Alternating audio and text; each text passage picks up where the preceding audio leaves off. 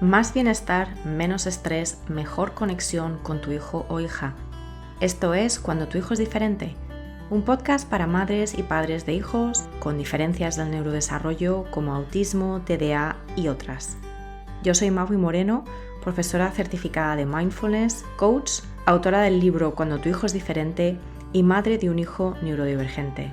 Aquí encontrarás herramientas, estrategias y consejos prácticos para disfrutar de tu vida y de tu maternidad y para apoyar a tu hijo o hija en su desarrollo.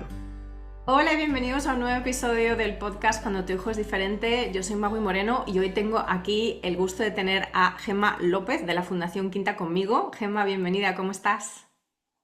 Muchas gracias, Maggie. Pues encantada de estar aquí contigo, la verdad.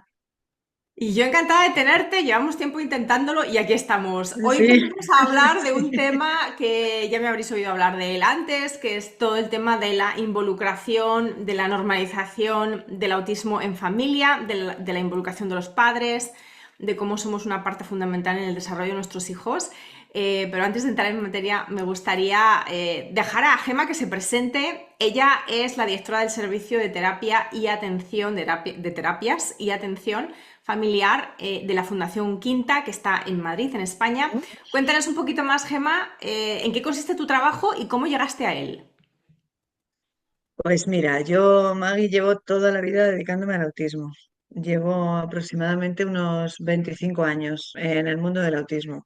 Empecé en colegio, he estado mucho tiempo en colegio con niños chiquititos, con infantil, eh, y luego ya me vine a la fundación. Pues también por hacer un cambio profesional, ¿no? Y otra perspectiva. Y entonces me dedico al servicio de terapias, que es muy extenso porque tenemos desde atención temprana, de niños de atención temprana, hasta personas adultas, ¿no? Y además tenemos todas las necesidades de apoyo, con lo cual, pues eso es un trabajo que te enriquece muchísimo y que te abre mucho la perspectiva de lo que significa el espectro, ¿no? El espectro autista. Y luego aparte de las terapias, por supuesto, otra de las partes que a mí más me gusta de mi trabajo que aquí en la Fundación nos dedicamos en cuerpo y alma a eso, pues es al trabajo con familias.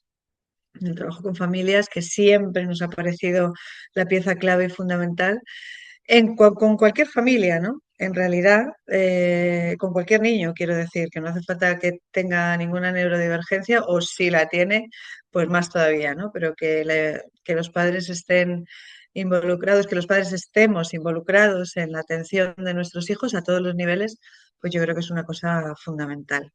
Y luego también otra de las cosas que tenemos en la fundación y a la que yo me dedico, que me encanta también, es la formación. Entonces tenemos un curso de formación de profesionales y bueno, vamos este año con la edición número 16. O sea que estamos ahí ya, que nos estamos haciendo mayores, estamos pasando la adolescencia. Enhorabuena, Así enhorabuena, que claro que sí. Y la Fundación el año Quinta, pasado cuéntanos. celebramos, Cuéntanos cuándo fue creada la fundación como tal. pues la Fundación Quinta fue creada en el 2008 con el objetivo de dar servicio, bueno, de dar cabida o de atender a personas dentro del espectro autista y a sus familias. Dentro de los estatutos de la Fundación, pues está la familia como pilar fundamental. Y bueno, nació de un colegio específico de autismo, en aquel momento el Juan Martos, y de ahí pues el grupo de padres que estaban ya en transición a la vida adulta, que era los últimos años de la vida escolar, pues se planteaban, bueno, hemos vivido aquí en un sitio maravilloso, pero esto no es la vida real y cuando nuestros hijos salgan de aquí, que es una cosa que, bueno, pues que todos los padres nos planteamos en algún momento, ¿no? ¿Qué va a pasar? ¿Qué va a pasar con nuestros hijos, ¿no? Después de tantos años dedicándoles tiempo, atención. Entonces, montaron la fundación, un grupo de padres y profesionales que nos unimos a ellos para hacer un servicio de adultos jóvenes, ¿no? Porque eran los chavalines que salían del cole de transición. Y la primera actividad que hizo la Fundación Quinta, antes de hacer el servicio de adultos, fue empezar con el curso de formación. precisamente, para que los profesionales que atendieran a sus hijos fueran profesionales formados. Y la primera promoción de los profesionales que salieron de este curso, pues fueron los compañeros que atendieron a los chavales adultos. Y de ahí, pues, al año 16 hemos llegado. Así que, Genial. pues eso.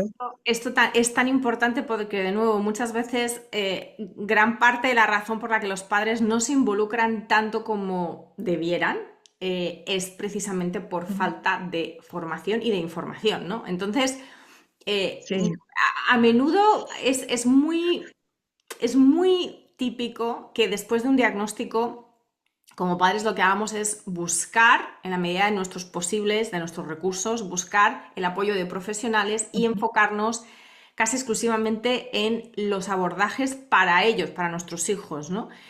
Pero aquí está la pregunta, ¿no deberíamos empezar por nosotros, los padres y los cuidadores? ¿No deberíamos de empezar por formarnos nosotros, por informarnos nosotros sobre esa condición y más allá de las generalidades del autismo en este caso, de cómo se manifiesta en nuestro hijo o en nuestra hija, ¿no? Porque al final, sobre todo con el espectro autista, pero también con otras neurodivergencias como el TDAH, son espectros muy sí, amplios. Entonces, incluso el propio sí. diagnóstico tampoco es una gran mapa de ruta porque hay que empezar a realmente conocer y volvernos expertos en nuestros propios hijos, en cómo ese diagnóstico se manifiesta en nuestros hijos.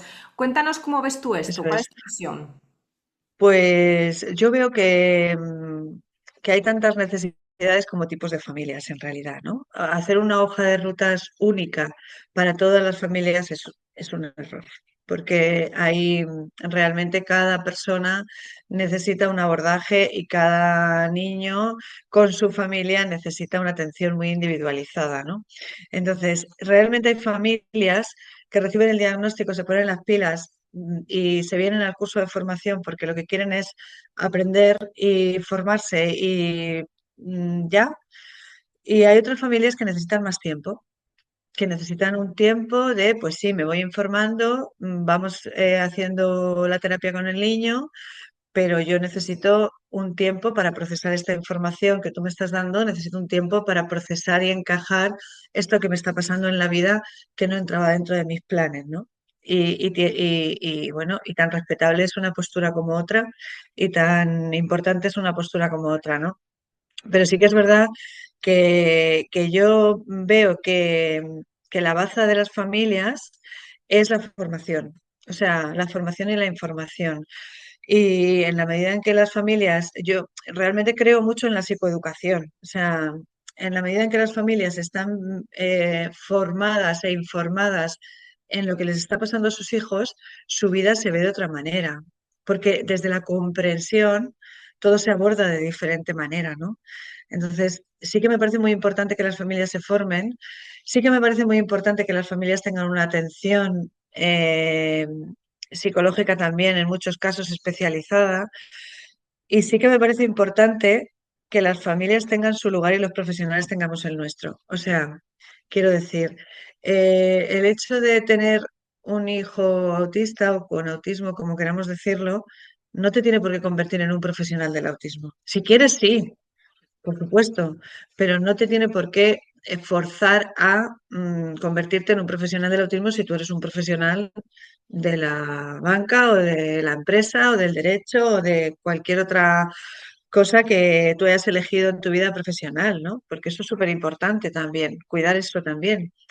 Entonces, yo creo que los padres y los profesionales tenemos que encontrar ese puente, ¿no? Esa relación de equidad. Aquí nadie es más que nadie, ni nadie es más importante que nadie. Bueno, si alguien es más importante que alguien, es desde luego la familia, ¿no?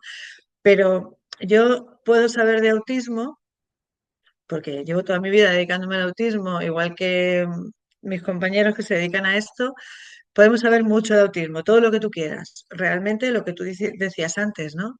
Quien realmente sabe de ese niño, de Pedro, de Juan, de María, es su madre y su padre, ¿no? Y ellos son los verdaderos expertos en esa personita. Entonces, yo creo que en esa relación de comunicación, de colaboración estrecha, entre el profesional y la familia en igualdad de condiciones, en equidad de condiciones, que no es exactamente igualdad, y ni tiene por qué serlo, es donde los niños avanzan, ¿no? Donde no solo los niños, sino todos avanzamos, ¿no? Todos avanzamos. Totalmente. Creo que aquí también lo que va implícito en todo lo que nos acabas de comentar, que han sido puntos muy, muy importantes, ¿no? La necesidad de una atención psicológica específica a las familias tras un diagnóstico, que esto a día de hoy, que yo sepa, no existe en casi ningún lugar. Digo, como parte de, digamos, un proceso de diagnóstico. O sea, el proceso de diagnóstico es para el niño o para el joven, una vez que está recibido, que está hecho, que está dado, se cierra la puerta y no necesariamente hay un proceso por el cual en todos los lugares y de las mismas maneras y en las mismas condiciones también se dirige a los padres a conseguir esa atención psicológica. Y también has hablado de la importancia, ¿no?, de la equidad y no de la igualdad, en el sentido de no tenemos por qué convertirnos en madres y padres terapeutas, si no queremos. En No, muchos casos, de hecho, si no lo queremos, no. exacto, en muchos casos, de hecho, es también mejor para el desarrollo de ese niño, de esa niña, que los cuidadores, los padres, sobre todo, mantengan ese rol la parte tan importante de conseguir ese apoyo terapéutico que también en muchos casos no es evidente, porque en muchos casos ni siquiera tampoco, digamos, está la oferta de ese apoyo terapéutico. Entonces, detrás de todo esto, en realidad, hay una necesidad de resignificar un diagnóstico o una sospecha de autismo, ¿no? Porque a veces la sospecha está mucho antes del diagnóstico y hay padres que ya en la propia sospecha ya se ponen en marcha. Entonces, ¿cuál dirías tú que es ese primer paso de cara a resignificar? Y por resignificar me refiero a cambiar esa perspectiva que naturalmente suele ser muy negativa en una primera instancia. Y creo que la mayor parte de los padres honestamente no dirían qué bien que tenga autismo. No, esa no es la realidad. Sobre todo a nivel emocional hay una fuerte contracción, un fuerte, no necesariamente rechazo, pero sí de nuevo, hay un reajuste que es necesario, porque son una serie de No. expectativas que no se ven cumplidas o no de la manera que esperamos. Entonces, de cara a resignificar, para que eso no sea una sentencia ¿no?, de un valle de lágrimas para el resto de mi vida y de la vida de mi hijo, ¿qué dirías tú en base a toda tu experiencia de años trabajando con familias? ¿Qué dirías tú que es el elemento más importante, ese primer elemento, ese primer paso de cara, de nuevo, a hacer que esta realidad sea aceptada, teniendo en cuenta también muy importante lo que has dicho al principio de que todo el mundo necesita tiempos diferentes? Todo el mundo necesita tiempos diferentes, exacto, sí. Pues yo creo que, mira, desde mi experiencia, es muy, muy, muy importante la persona que te hace el diagnóstico. Muy importante. O sea, el equipo, ¿no? O la persona o el equipo de personas que te hacen el diagnóstico. ¿Cómo lo hace? Si deja entrar a la familia dentro del diagnóstico. Bueno, previo a esto, ¿qué entrevistas iniciales ha habido antes de conocer a la personita que se va a diagnosticar? Si ha habido una relación de cercanía, si ha habido una relación de escucha, ¿no? O si no la ha habido, ¿no? O si es un diagnóstico de un modelo muy médico, con todos mis respetos al sector, pero ese modelo de paso 20 minutos me dicen que es autista y me voy, ¿no? O sea, eso es muy traumático, eso tiene que serlo, pero para el autismo y para cualquier otra cosa que te pase en la vida, ¿no? Entonces, yo creo que la persona que te hace el diagnóstico, la relación que se establezca con esa persona, si los padres pueden estar dentro de esas sesiones diagnósticas y pueden realmente hablar con la persona, contar su experiencia, contar cómo es su hijo, se sienten escuchados y la persona que está haciendo el diagnóstico también cuenta qué pruebas está pasando, por qué nos está pasando, qué es lo que está viendo en ese niño, ¿no? Yo creo que esto es súper importante. Y cuando hay esa devolución de ese informe, ¿no? Que tú dices que a veces algunos padres lo pueden recibir como una sentencia horrible, ¿no? También tiene mucho que ver la capacidad de comunicación y de empatía, de escucha activa y que tenga la persona que lo está dando.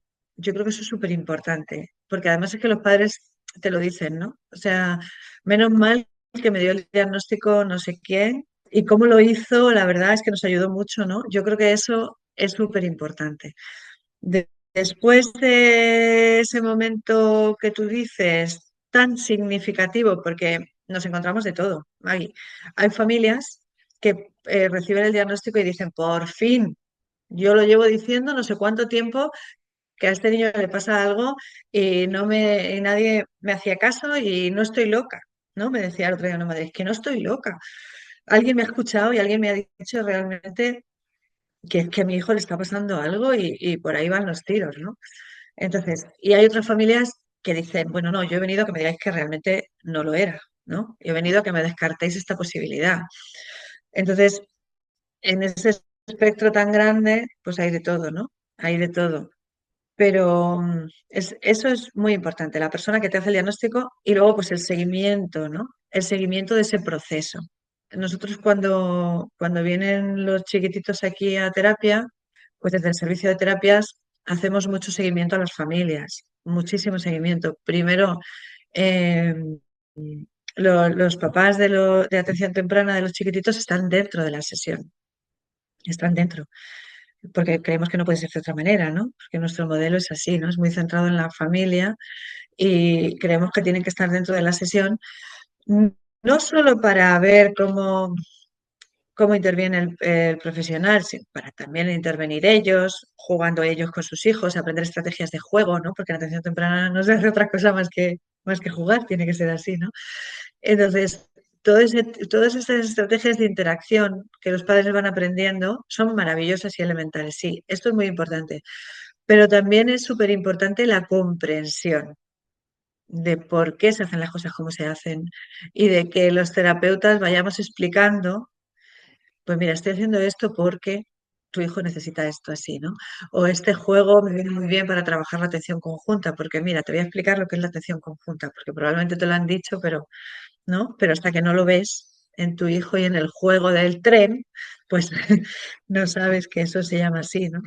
Entonces yo creo que es muy importante un buen diagnóstico, muy cercano y muy empático, ¿no? Y hecho con cariño, o sea, de verdad. Me parece una situación en la vida en la que el profesional tiene que dar todo de sí, ¿no? Y luego los primeros años de terapia, sobre todo, pues bueno, nosotros en realidad somos muy pesados toda la vida, de los que estamos muy encima, ¿no? Pero los primeros años, sobre todo de terapia, son súper importantes para que la familia reconstruya eso que le está pasando. Pues claro que tienen que reconstruirse, porque la familia, como sabemos, es un sistema. Es un sistema que en cuanto viene una pieza nueva, tiene que reajustarse. Pero cuando una pieza que queríamos que era de una manera resulta que es de otra, ni mejor ni peor. Vamos, no vamos a valorar, pero es de otra. Entonces también tiene que reajustarse ese sistema, ¿no? Entonces, pues eso es muy importante, yo creo, para los papás y las Totalmente. mamás, por Claro, supuesto. porque al final es, en el fondo, a nivel emocional queremos sentirnos acompañados, informados y formados. O sea, son como esas tres partes, ¿no? El acompañamiento es a lo largo del diagnóstico, pero también después del diagnóstico, porque, no, muchas veces como que nos olvidamos, ¿no? El diagnóstico es como el final, ¿no? El diagnóstico es el principio, no es el final.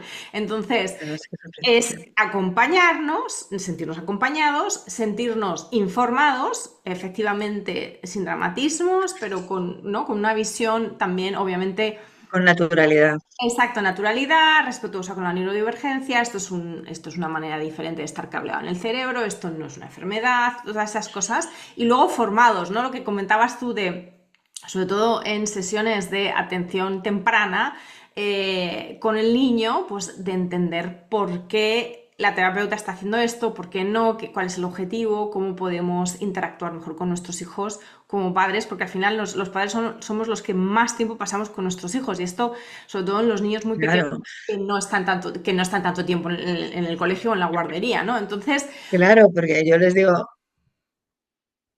siempre a las familias, es que 1 hora, 2 horas, 2 horas de terapia, hasta 3 horas, ¿vale? ¿Qué son 3 horas en la vida de un niño? O sea, nada.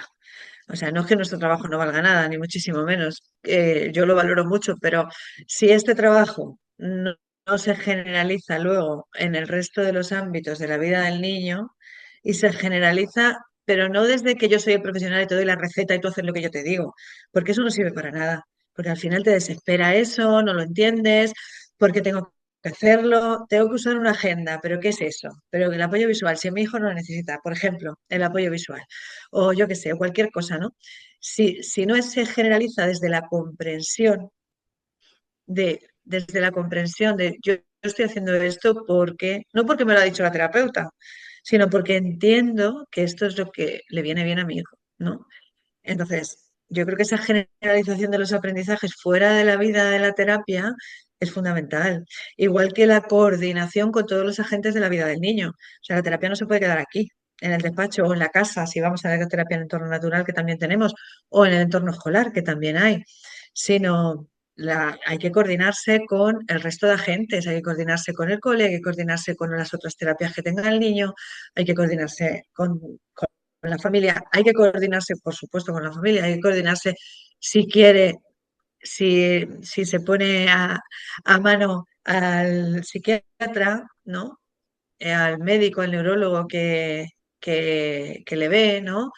Entonces, yo creo que es súper, súper importante, necesaria y vital la coordinación de todos los agentes de la vida del niño, porque si no, al final el niño tiene varias terapias porque parece que si tiene las horas ocupadas y si tiene muchas terapias, como que va a mejorar mucho, pero eso es un error, porque al final cada uno tiramos de un brazo y rompemos a la criatura. O mm, sea, yo creo que la coordinación es fundamental, es fundamental.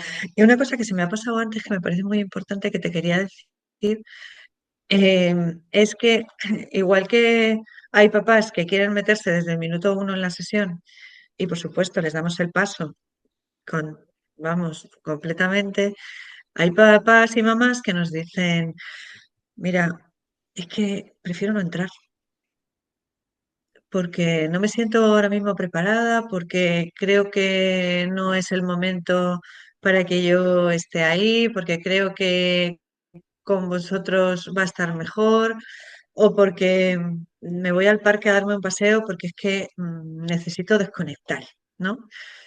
Y también eso yo creo que es algo que los modelos tienen que tener presentes. O sea, los modelos no tienen que ser rígidos. Bueno, desde nuestro punto de vista, los modelos se tienen que adaptar a las personas, no las personas a los modelos, porque si no, no sirven para nada.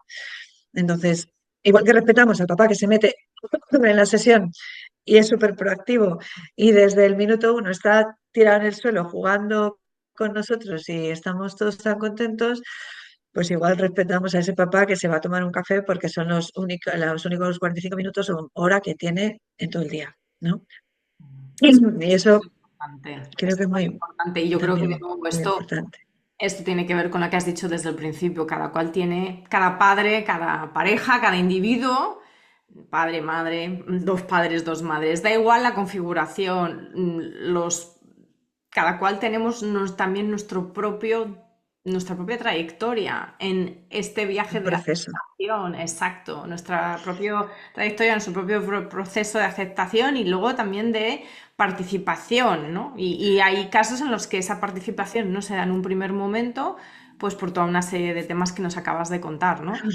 Y también te quería hilvanar esto un poco con todo el tema de nuevo, de que precisamente somos los padres y los cuidadores a los que nos toca muchas veces desaprender mucho para poder reaprender desde este respeto al autismo, a la neurodiversidad, porque de nuevo si tenemos, tanto si tenemos otros hijos como no, en el caso mío, mi hijo es hijo único, entonces no tengo otros hijos, pero todos nos criamos, primero porque hemos tenido la experiencia de ser criados nosotros mismos, y segundo, pues porque casi todos tenemos sobrinos, sobrinas, primos, hay otros niños en nuestras vidas. Cuando son neurotípicos, pues hay, bueno, pues unos estándares, una cultura de la crianza, hay ciertos paradigmas que podemos comulgar más o menos con ellos o no, pero está dentro de lo que se percibe como una normalidad. Cuando nuestros hijos son autistas, esa normalidad es diferente. No es que no sea una normalidad, es que es diferente. Entonces, muchas veces no tenemos esos referentes, no tenemos referentes, nos quedamos sin referentes y eso también se siente como una pérdida, ¿no? Sí. Porque es como, es que yo, todo lo que yo pensaba o todo lo que yo sabía o todo lo que yo ya he hecho criando a este otro hijo, con este hijo no me funciona. Entonces, tenemos que desaprender para reaprender, ¿no? Así que cuéntanos también desde tu experiencia, desde todo eso que has observado con las familias, ¿cuál crees que es el mayor obstáculo en este proceso de los padres, de Ujú. cambiar el chip? Sí, yo creo que es complicado. O sea, realmente es muy difícil y creo que como profesionales también debemos ponernos en su lugar mucho más de lo que lo hacemos. O sea, debemos ponernos en sus zapatos mucho, mucho, mucho porque, a ver, ya tener un hijo en sí es difícil. Quiero decir, nadie sabe, no vienen con manual de instrucciones y nadie sabe cómo se va, porque por mucho que te imagines y te inventes cómo va a ser tu maternidad, tu paternidad, hasta que no lo tienes, no sabes realmente cómo vas a reaccionar y qué interacción se va a producir entre esa personita nueva que acaba de llegar a tu vida y tú, ¿no? Y ya si tienes pareja, pues con tu pareja ya pues volvemos otra vez al sistema que se modifica totalmente, ¿no? Entonces, eso para empezar. Ya un hijo, pues tener un hijo es una cosa, pues que no es fácil, ¿no? Que no es fácil, es maravillosa, pero no es fácil. Y ya, si ese hijo viene con cosas que nosotros no teníamos planteadas, ni se nos había pasado por la cabeza, y que no conocemos tampoco, porque a lo nuevo, a lo que no conocemos, pues normalmente, sobre todo si le pasa a un hijo, pues te da mucho miedo. ¿No? Lo primero es como, no rechazas a tu hijo, pero rechazas, pues va a sufrir, no va a sufrir, qué es esto del autismo. El otro día me decía un padre a mi hijo, es que yo el autismo lo había visto en las películas. Yo no podía pensar de ninguna manera que el autismo me iba a tocar a mí. ¿Por qué me tiene que tocar? O sea, que yo adoro a mi hijo, pero que yo no tengo ni idea de lo que significa el autismo, que no sé nada. Claro, entonces eso me decía, tú te dedicas a esto y tú sabes de esto, pero tú es que has querido dedicarte a esto, pero yo no quiero tener un hijo autista. Pero no por nada, yo quiero a mi hijo, pero no quiero por todo lo que sé que se me viene encima a mí y a él, ¿no? Entonces, yo creo que pues que es verdad que es complicado, o sea, que es verdad que necesitamos pues una dosis extra de paciencia, necesitamos, hay muchos estereotipos que circulan en el ambiente, hay muchos prejuicios, hay mucha gente que nos va a juzgar sí o sí, porque está viendo que el niño no se está portando de la manera que se tenía que portar y es como que los papás y las mamás tienen que estar todo el tiempo justificando, ¿no? Justificando, no, es que le pasa esto, no, es que no te entiende, no, es que no sé qué, ¿no? Que vas por la vida como todo el tiempo justificando a tu hijo de las miradas de gente que no, pues que no tiene ni idea y que no sé si con mejor o mayor o intención, pero pues que no lo hace bien, ¿no? Luego, es verdad que luego el tema escolar también es muy difícil, o sea, es como, eh, también el otro día hablando con una mamá, me decía, yo lo acepto, ¿no? Esto me lo han dicho varios padres a lo largo de mi vida profesional y me parece que es muy significativo. ¿Qué es lo que tengo que aceptar? ¿Realmente qué es lo que tengo que aceptar? ¿Tengo que aceptar un diagnóstico con 2 años? ¿Tengo que aceptar que con 3 no habla? O sí habla, pero no habla como yo quiero que hable, tengo que aceptar que no va a ir que va al cole, pero que me van a estar llamando cada media hora porque no controla el esfínteres y entonces no puede estar. Tengo que aceptar que no va a leer, tengo que aceptar que no, que es exactamente lo que tengo que aceptar, es que no tengo pronóstico. Entonces eso, claro, te deja en una situación de indefensión también muy importante, ¿no? Sí, y ahí yo creo Entonces, que la dificultad es en aceptar lo que tienes en este momento, bueno, lo que tienes en el sentido de cómo es tu hijo en este momento, qué necesidades tienes en este momento, sin irte al futuro. Pero claro, nuestras mentes claro, siempre van al futuro. Entonces, es como, ¿qué tienes que aceptar? Que en este momento pongo este paso, ¿no? Que en este momento pongo el pie aquí, que en este otro momento pongo el pie allá. O sea, que es paso sí, a paso. Y que mi hijo hace lo mismo. Es decir, aquí estamos acompañándonos unos a los otros, los padres a los hijos, y que va a haber una evolución, porque todo ser humano evoluciona, pero sí, efectivamente, sí, esto siempre lo decimos, el autismo no es una prognosis, no hay prognosis en neurodivergencia. No sabemos hasta cómo va a ir ese camino de desarrollo, pero lo que sabemos es que exacto, va haciendo paso a paso, ¿no? Lo que pasa que ahí entonces también tenemos que aceptar que igual que yo lo que siempre digo es, cuando tú tienes un hijo neurotípico, tú tampoco sabes lo que va a aprender o no va a aprender tu hijo, si va a hacer una carrera o no, si va a dedicarse a ser exactamente, bombero o fontanero, o si va a tener hijos o no se va a casar nunca, o va a ser heterosexual o homosexual. Eso tampoco lo sabemos. Entonces, lo que pasa es que, de nuevo, no, por entrar dentro de la normalidad, pues pensamos, nos imaginamos, mi hijo va a ser de esta manera, o yo creo que va a ser así, pero yo ya veremos. Pero bueno, ese ya veremos no nos causa tanta ansiedad. Cuando nuestro hijo se sale mucho de la norma de lo que se esperaba, pues ahí es donde empezamos con esos pensamientos a futuro.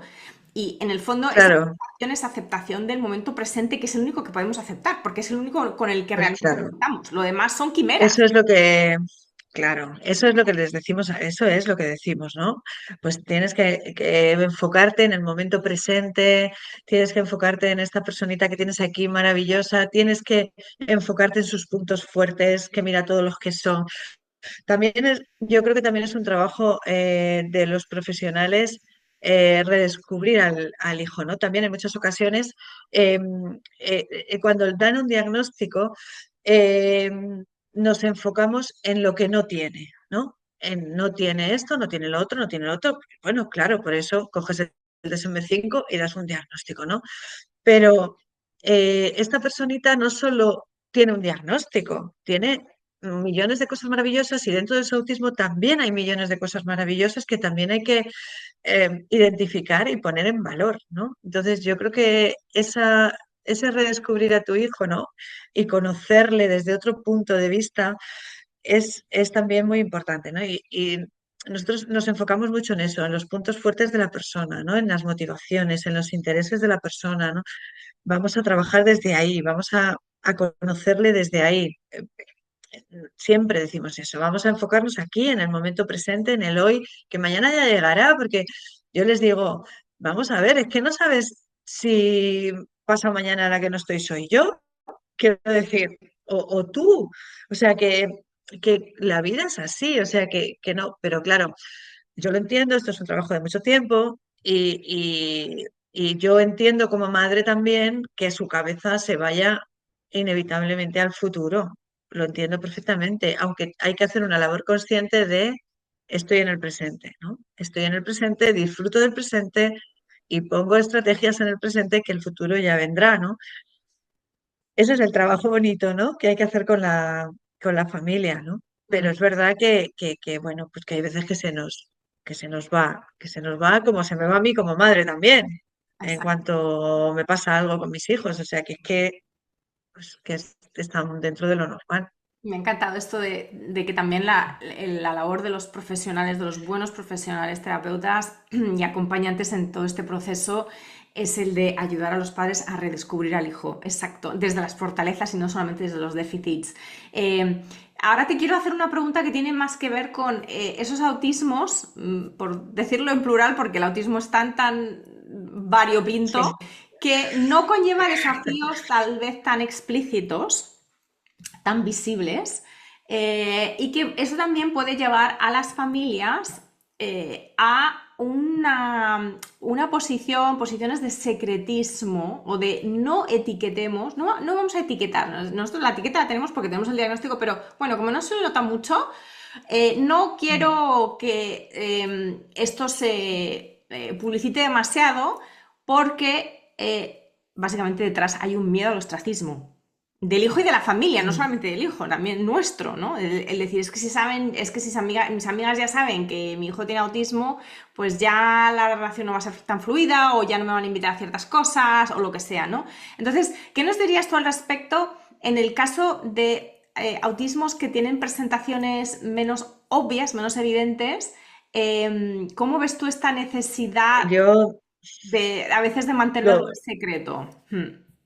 yo lo veo, o sea, lo seguimos viendo aquí. Desgraciadamente, hay un autismo muy visible y hay un autismo bastante invisible, ¿no? Y los autismos invisibles a la larga siempre salen mal. O sea, mi experiencia es que a la larga siempre salen mal. Y nosotros se lo explicamos a las familias y les decimos, mira, tu hijo es autista, lo digas o no lo digas. O sea, no va a dejar de serlo porque no lo digas. Tú puedes imaginar que no lo es porque no lo dices y te metes en esa película, pero realmente es autista. Entonces, incluso hay familias, no solo que no lo, también lo tenemos que respetar, por supuesto, y también tienen eh, sus motivos, ¿no? Para hacer lo que hacen, evidentemente. Pero hay familias que no solo no se lo dicen a la gente, sino que no se lo quieren comunicar a la persona.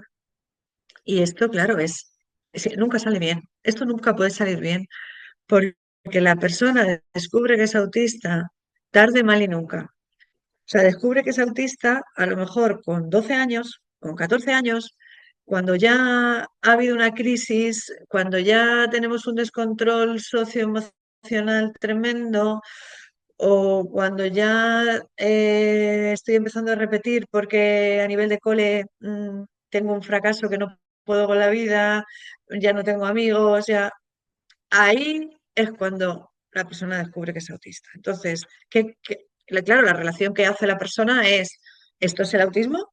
¿De verdad? No tengo amigos, fracaso escolar, no salgo a ningún sitio, estoy con una ansiedad que me subo por las paredes. Hombre, no, esto no es el autismo. Esto no es el autismo. No, esta es tu situación actual, pero el autismo no es eso. Pero claro, ¿qué es lo que pasa?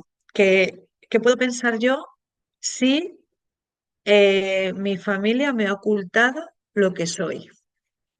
Pues que no es bueno, que no es bueno, que lo que soy es una cosa horrible que me tienen que ocultar por protegerme de mí mismo, de mi propia identidad. O sea, claro, yo entiendo que da mucho miedo y entiendo que hay gente que no te va a entender, pero mira, la gente que no te va a entender, iba a decir un taco que no está bien, la gente que no te va a entender, que no te entienda, es que no merece la pena, no merece la pena la gente que no te va a entender, porque no están contigo porque te quieran o quieran a tu familia, están contigo por otros motivos, porque si te quisieran, seguirían ahí. Y tu familia igual. Tu familia te va a entender si te quiere. Si no te entiende, pues plantéate qué tipo de apoyos necesitas, porque los que tienes no son los adecuados, ¿no? Mm. Entonces, sí que es verdad que lo vemos. Y vemos diagnósticos tardíos con mucho sufrimiento, con mucho sufrimiento. Y vemos familias muy destrozadas porque han querido ocultar durante mucho tiempo el autismo y el autismo al final sale, porque el autismo ha venido para quedarse, no se va a quitar Exacto, es una desgraciadamente, forma y no se puede ocultar siempre, es que es una forma porque de luego llega la adolescencia y tenemos una crisis de identidad, aparte de que me siento diferente y socialmente no soy muy hábil y entonces no ligo y entonces ¿qué me pasa a mí? O no me voy con la panda al parque a beber el botellón, ¿no? Entonces, yo creo que pues no dudo en absoluto de que esas familias no lo hagan por el bien de su hijo, ¿eh? No lo dudo en absoluto que piensen que hacen lo mejor, porque estoy segura de que lo hacen desde el amor inmenso. Pero es verdad que al final esto no funciona, no Mm. funciona. Y además, em, tu hijo es lo que es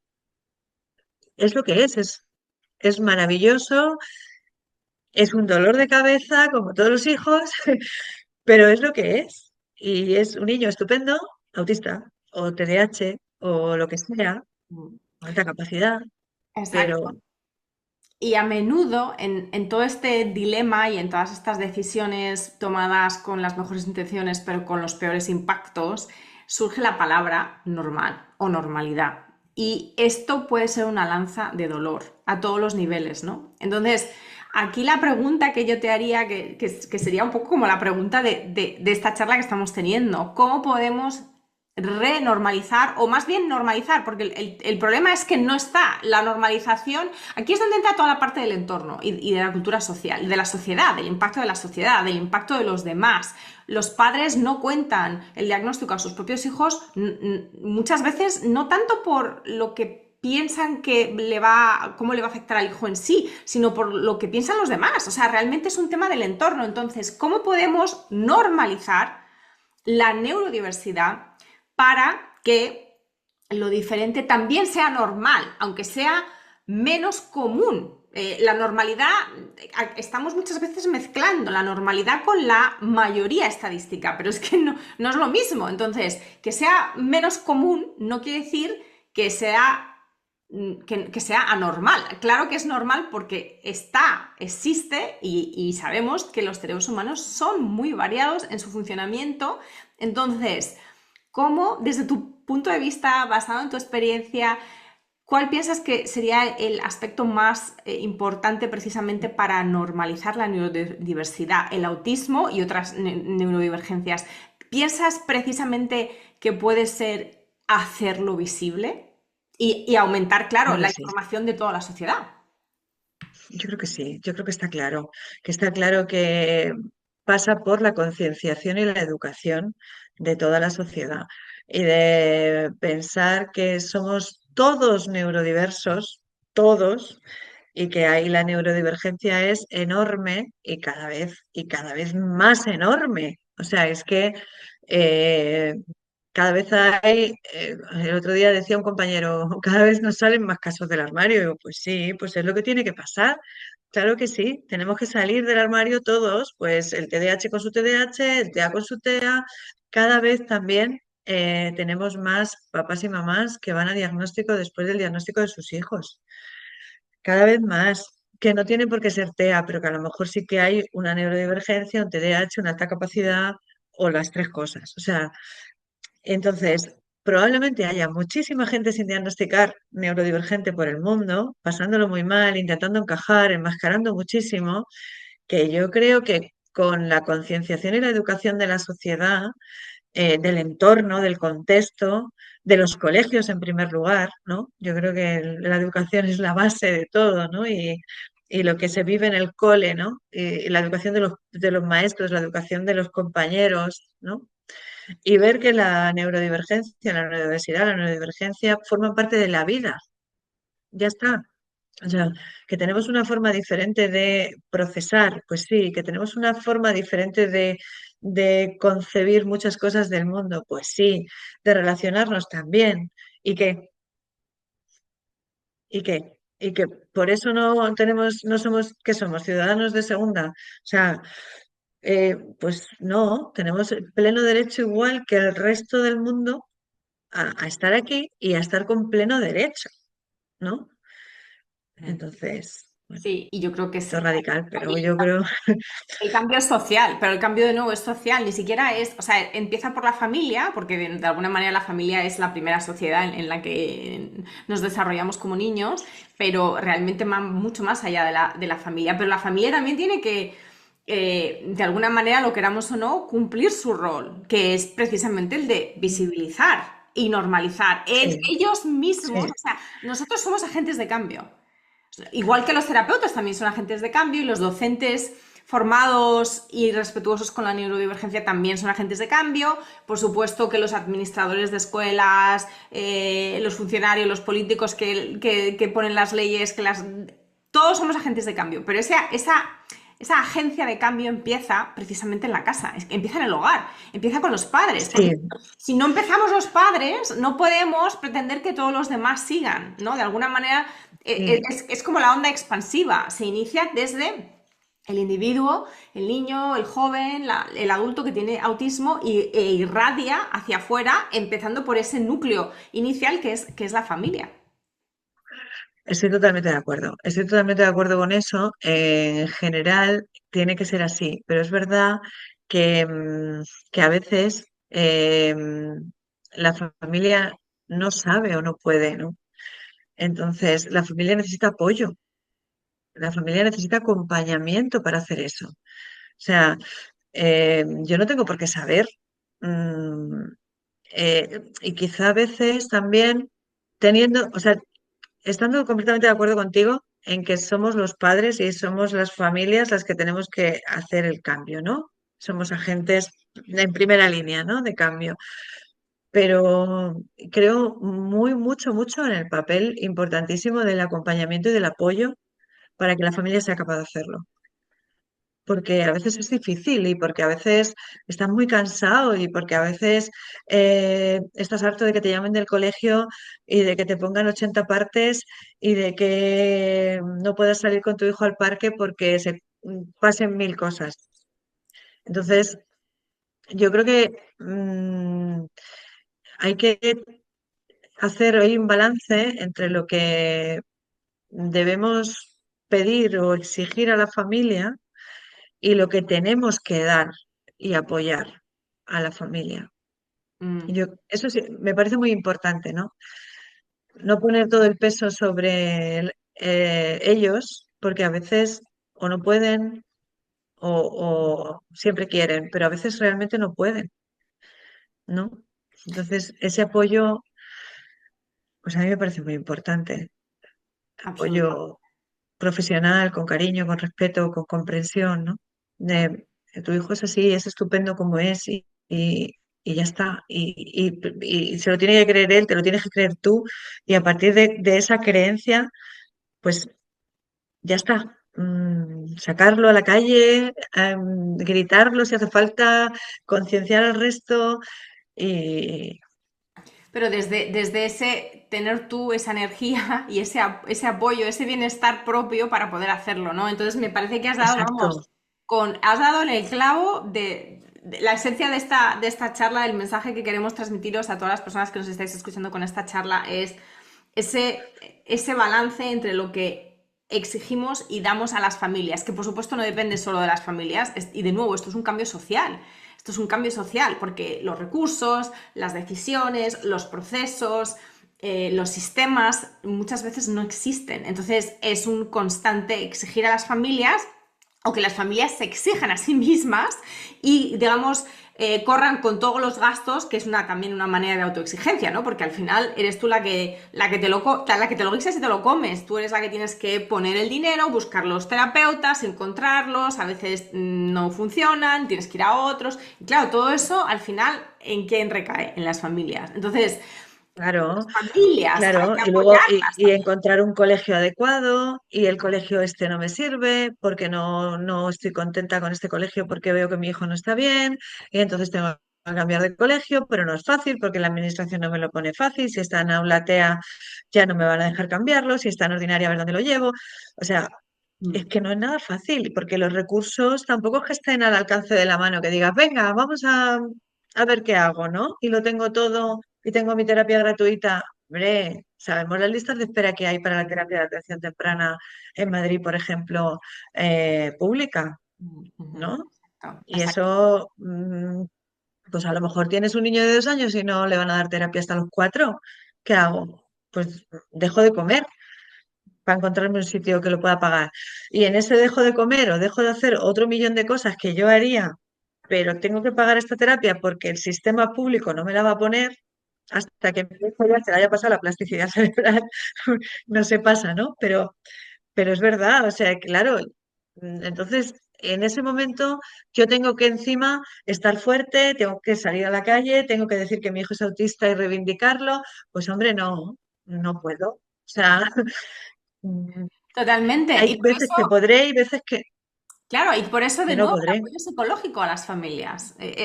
Claro, Esto es parte del balance en la parte de lo que damos a las familias. Ese apoyo psicológico y ese enfoque también en que las familias inviertan en su propia formación y en su propio bienestar, ¿no? Pero de nuevo, si no hay apoyos, eso se vuelve en otra autoexigencia, ¿no? Entonces, Claro. entonces es un tema, de nuevo complejo porque es un tema de cambios sociales, políticos y administrativos y también, por supuesto, a nivel de disponibilidad de recursos públicos, ¿no? Entonces, y privados también, pero vamos, sobre todo a nivel de crear esa igualdad de acceso. Entonces, bueno, eso va más allá del rol de los padres, va más allá No, eso, también sí, sí, incluso de sí. tu rol. Vamos allá de lo que nosotras podamos hablar hoy, desde luego que va más Exacto, allá, va más allá. exacto. Pero sí que eso va mucho más allá. Pero sí que nosotros, como profesionales, en el rol que me toca a mí ahora, tenemos que entender eso. O sea, es verdad que yo no voy a cambiar la ley y no voy a hacer que las listas de atención temprana se agilicen y no voy a hacer que el cole fulanito trabaje bien con mi niño, porque no puedo. Pero sí que voy a entender a esa familia cuando viene desesperada. O sea, sí que voy a entender que es muy complicado la situación, ¿no? Y desde esa comprensión, pues probablemente yo me acerque a ella, a esa familia, y la pueda apoyar mejor que si no entiendo todo lo que está pasando por debajo, ¿no? Yo creo que también los profesionales tenemos que estar muy formados y Mm. enterarnos muy bien de lo que va la cosa. Exacto, de esa procesión que va por dentro, que muchas veces es más que obvia. Gemma, me ha encantado hablar contigo. Cuéntanos un poquito más de tu trabajo ¿Qué a te cuento? nivel de la Fundación Quinta, si quieres facilitar datos de contacto, si alguna persona que nos ha escuchado quiere ponerse en contacto con vosotros, ¿cuál es el mejor contacto? Mira, el mejor contacto es el correo electrónico o el Instagram. Quinta Fundación es el Instagram, @ Quinta Fundación. Y luego el correo general es info@fundacionquinta.org. Ahí nos llega todo. Mucho mejor que el teléfono, te digo, porque el teléfono cada vez menos, el teléfono no se usa, la verdad que mucho menos, porque como estamos en reuniones, estamos siempre haciendo cosas y es más difícil de cogerlo.